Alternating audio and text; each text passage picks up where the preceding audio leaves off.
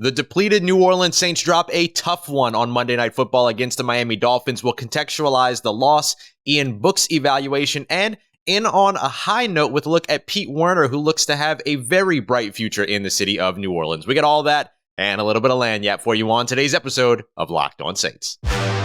You are Locked On Saints, your daily New Orleans Saints podcast. Part of the Locked On Podcast Network, your team every day.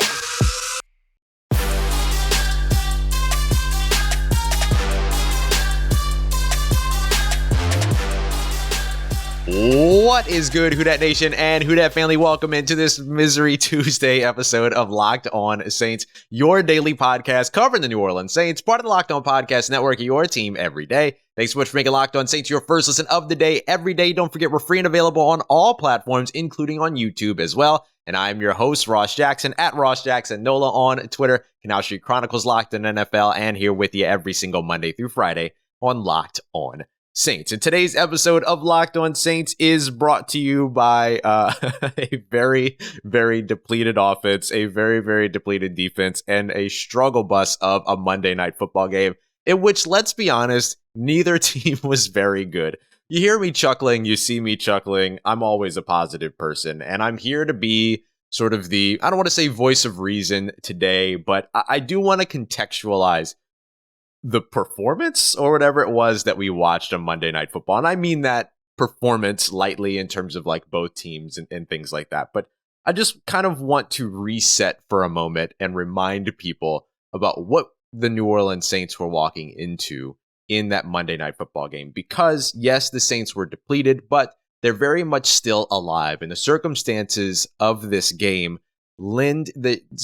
leave the door open for hope and optimism with 2 games left in the regular season. Let's talk about why, because I know that it's easy to get to the place of like, well, the Saints lost, their season's over, all of that. Ian Book was the quarterback, but let's not forget that some of the things that were going on with the New Orleans Saints last night are temporary. They're not long-term.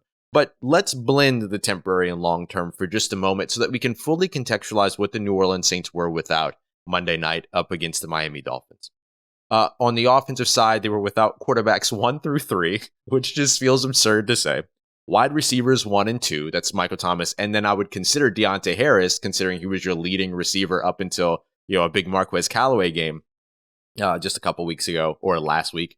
So wide receivers 1 and 2, left tackle 1 and Teron Armstead, right tackles 1 through 3, if you consider the fact that they were without James Hurst, who moved over to one side, over on the left side, who usually backs up Ryan Ramczyk, who was out, and then Jordan Mills was out, and James Carpenter was out, so a lot there. You could almost say 1 through 4 on the right tackle side. Left guard 1, as well as tight ends 1 and 3, 1 and 2, depending upon how you look at Juwan Johnson around Nick Van Nett. You could also say 2 and 3, but they were also without 2 tight ends. On the defensive side, they were without defensive ends 3 through 6, defensive tackles 3 and 4, strong safety 1, and Malcolm Jenkins, linebackers 1 and 2, without Demario Davis, as well as Quan Alexander, and then down some depth in the secondary as well. And then they were without a bunch of key special teamers. Kicker number 1 has never seen the field this season in terms of Will Lutz, and 4 coaches. So just that. The New Orleans Saints had to go through a lot just to get on the field. I mean, they were literally signing players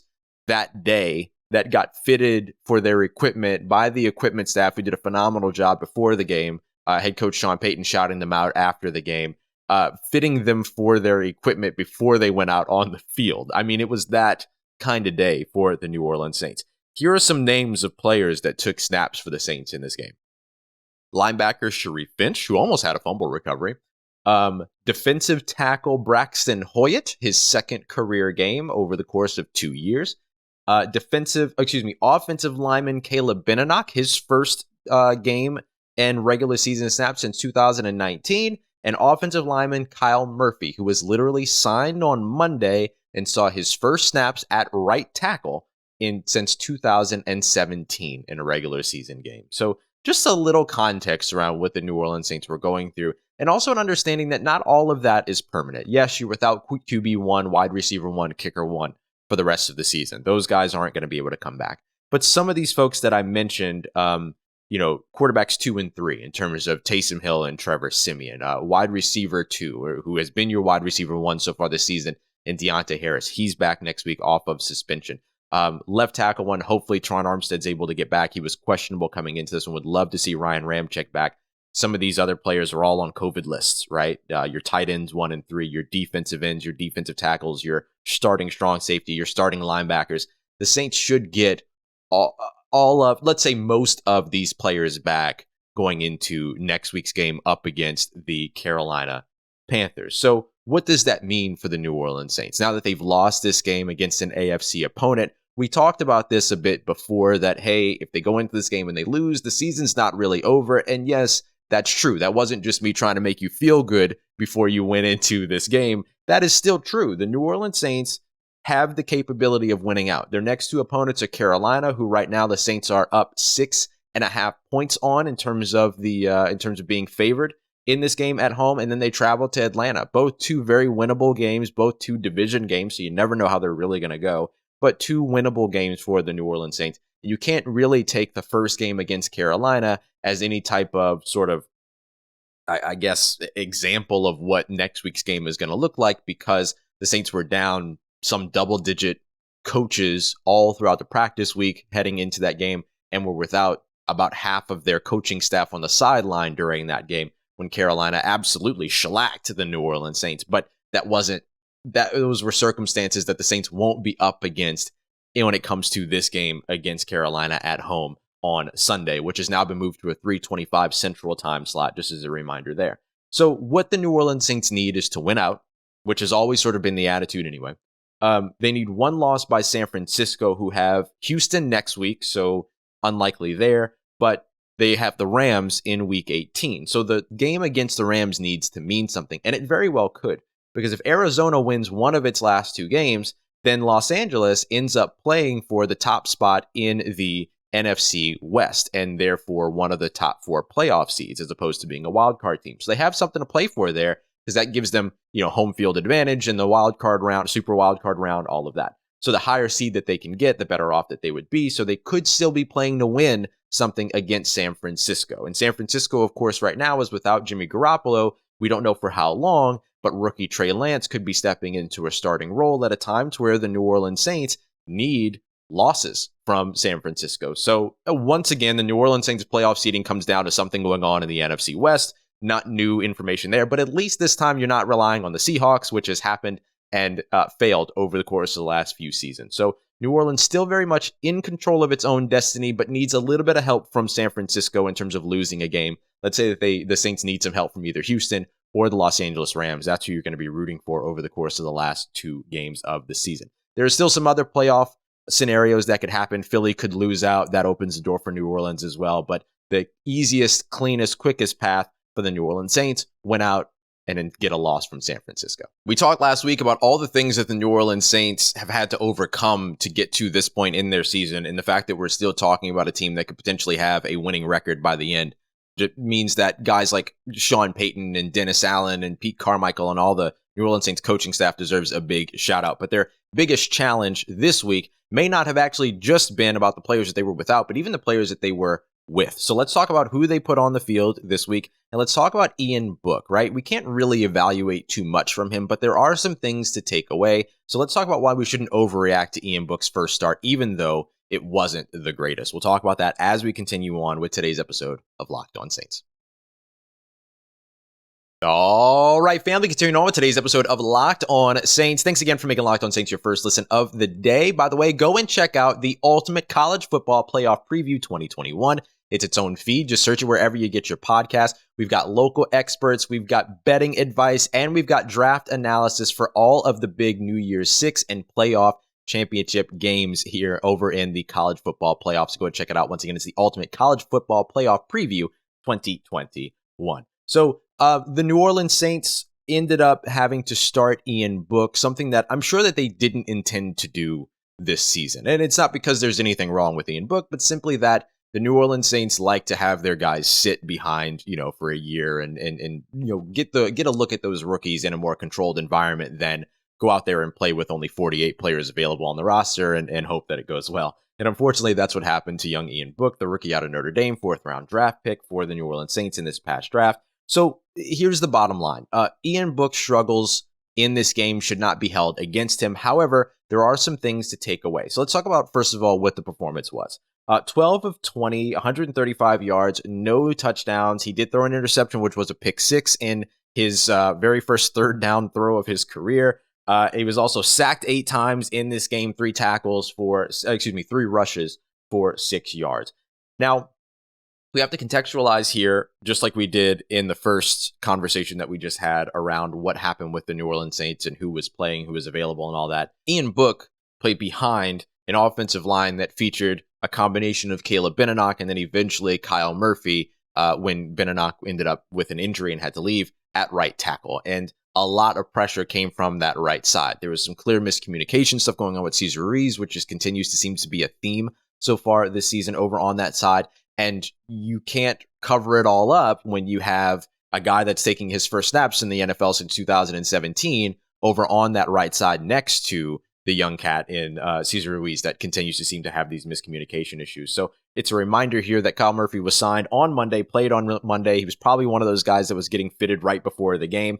And it's also worth highlighting that Trevor Siemian and Taysom Hill have also played behind hampered offensive lines, but this is a little bit different because you're talking about like the 6th or 7th offensive line option that wasn't even on the roster before the game.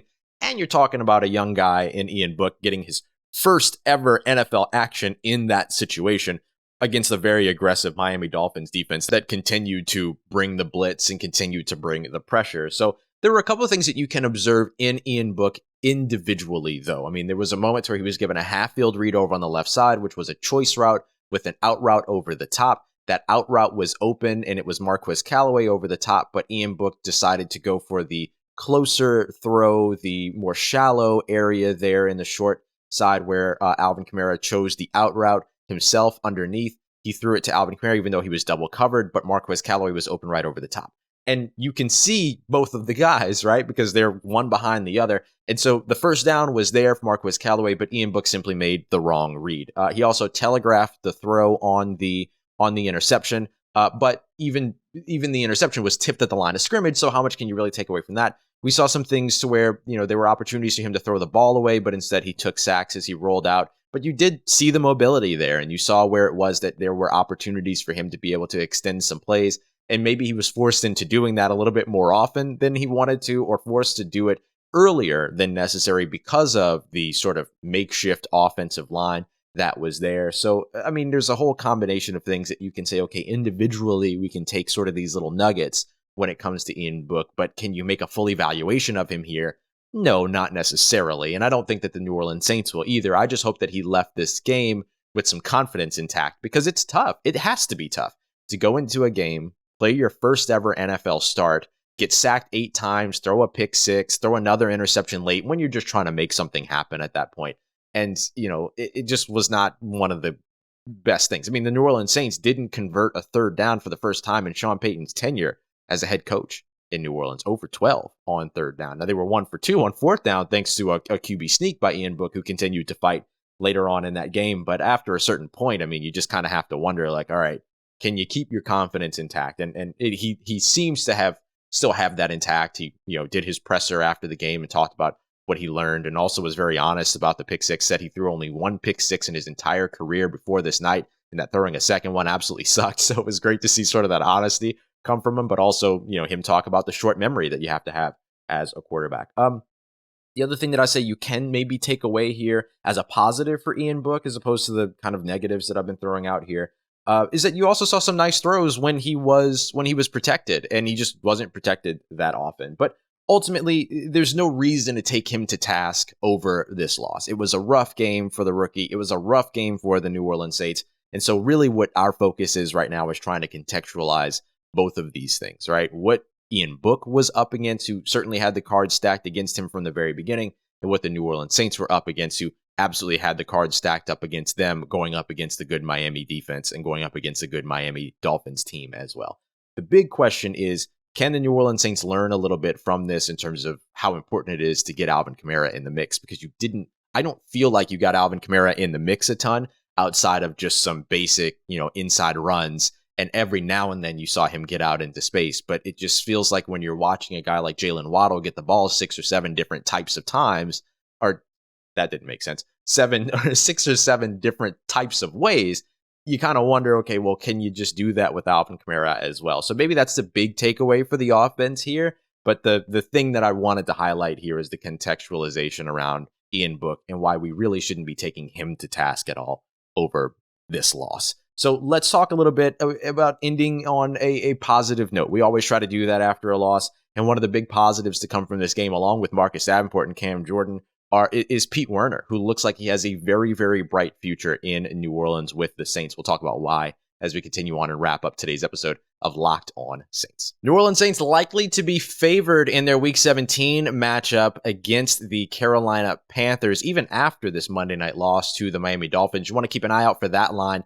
as some of these players start to come back off of the COVID reserve list and potentially even off of injury reports and all of that. You're going to be able to keep up with that line, the over-under, all the props, everything that you're interested in over at betonline.ag. Fastest and easiest way to place all of your bets and get in on the action. You don't want to bet on your favorite team? No problem. You can look across the rest of the NFL. You can get in on some end-of-year awards. Soon there'll be some player props about who ends up where. Very curious to see what the Russell Wilson props will look like later on. We'll see what those look like when they get up there, but a ton in the NFL, ton in the NBA, UFC, MMA, and they even have your favorite Vegas casino games as well if you're a blackjack fan, stuff like that. So you can check all of that out over at betonline.ag. You can use their new fully redesigned website, their live betting module, which is really fun to participate in during games. Lots of cool stuff.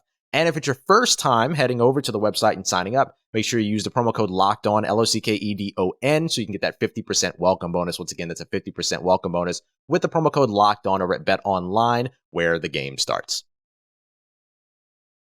Let's get it, Who Dat Nation, wrapping up today's episode on a positive note, talking a little bit about Pete Werner, the linebacker who played a very, very good game up against Miami and might have shown us all that he does indeed have the bright future that many of us expected in New Orleans. Now, remember, the Saints were without Demario Davis, without Quan Alexander. I'm sure you don't need that reminder, but just a reminder for you.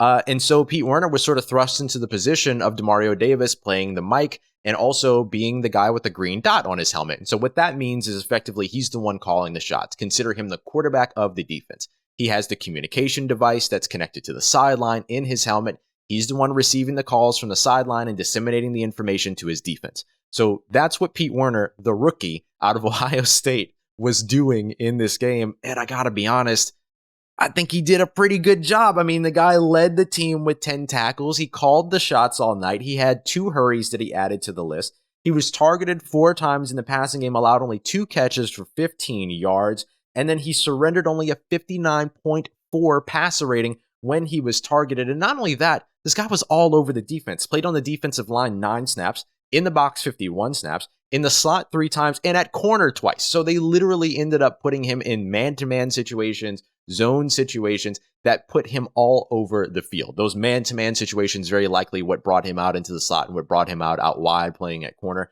But he never seemed to be out of position. Yes, he did have 1 penalty, but whatever. But he never seemed to be out of position. He never seemed to be confused. He never seemed to be lost. And neither did the defense, honestly. I can think of one situation in which Paulson Adebo ran over to the opposite side of the field to get caught up on a bunch formation. It was on the Jalen Waddle touchdown on the a shovel pass and everything. So I could think of maybe that as being the one time that I really saw a little bit of confusion for the Saints defense. But outside of that, there wasn't any confusion coming from a rookie disseminating all of this information. And so he ended up grading out as the 3rd highest defender for the New Orleans Saints, according to Pro Football Focus. Had a great run defense grade as well. He was awesome as a run defender. And the Saints were awesome in run defense as well. Remember, this is a Miami Dolphins team that just a week ago actually found its running game when they got Duke Johnson involved and finally gave him the ball in their game last week. But for the New Orleans Saints, I'm just grabbing the numbers here. Their rushing yards that they limited the Dolphins to were 86 yards, 86 rushing yards. Now, the Saints themselves only ran for 83 yards, but that's a different story for a different time. But, for a team that was in the lead, multiple scores for a majority of the game in Miami, getting only 2.9 yards per carry on 30 carries is pretty good defense by the New Orleans Saints. So just something to add there in terms of what Pete Werner led this defense with. And some of it was by example, some of it was by disseminating information. I think you look for both of those things. That's certainly what you see in Demario Davis. I'm not trying to say that Pete Werner is as good as Demario Davis or anything like that, but all that I'm saying is that whatever they're doing with Pete Werner, Demario Davis's mentorship, Michael Hodges' work over on the sideline as the linebackers coach. You look, of course, at Dennis Allen, who's been a big part of his growth as well, and who they mentioned it in the broadcast actually on ESPN that the Saints have an expectation for Pete Werner and have kind of been preparing him for this. Didn't think he was going to be in this situation this quickly or this season, but that's what ended up happening. And so, you should feel pretty good about Pete Werner. So, you expect to get Demario Davis back next week, Quan Alexander back next week, all of that. But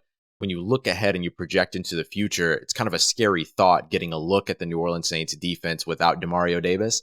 But if Pete Werner ends up playing like this throughout his career and gets better and better every year, I think you have a lot of reason to be excited about Pete Werner's future in New Orleans because it does seem to be very bright. Now, we have a lot of other individual performances to talk about. Marcus Davenport was on fire yet again. Cam Jordan had another great game. He's now at a 101.5 sacks in his career, adding another sack last night against Miami. So we'll continue to highlight a little bit of some of those individual performances and standout performances in this game tomorrow as we get into our Film Watch Wednesday. And we'll also dump in some analytics there since we got backed up with the Monday game. But don't forget, we're going to be turning our heads pretty quickly here to focus on the Carolina Panthers crossover Thursday and then building the game plan on Friday as the Saints look to bounce back from this loss. But the big thing here, AFC opponent, AFC loss, the Saints are still very much alive, and there's not any real need to put too much doom and gloom stock